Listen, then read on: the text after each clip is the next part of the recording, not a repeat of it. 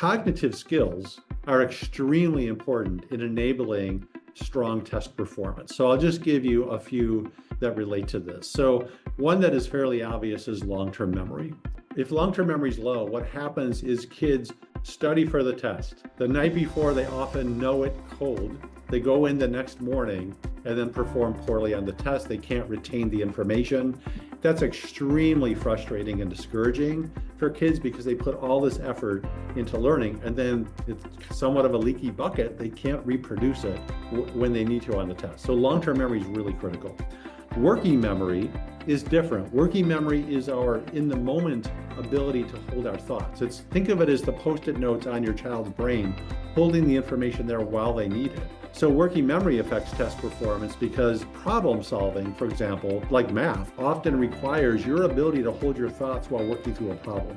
And if that's not strong, it's like the Post-it notes peel off and kids are prone to careless mistakes. Or they might misread the instructions on the test and then miss a step below it, or skip steps, things like that. So careless mistakes are common with working memory.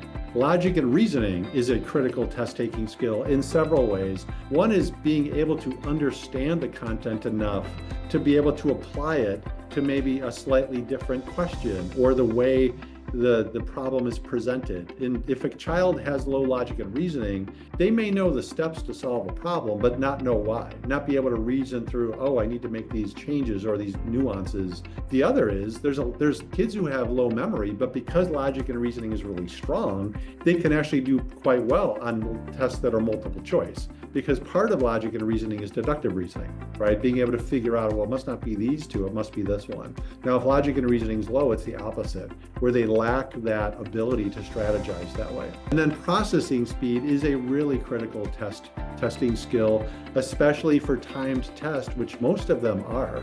A lot of times when kids have low processing speed, they're always behind. They see everyone up turning their test paper, their test in before they do, which causes stress, and they often then rush through the rest of it or just don't finish the test. Like kids who are doing math fact drills, and they know their math facts, but they only get half the sheet done in the time allotted. It also can make it just slower. They might know the information, but slower to be able to access it and recall it. And low processing speed often relates to test anxiety issues for kids because they just feel stressed when they're timed.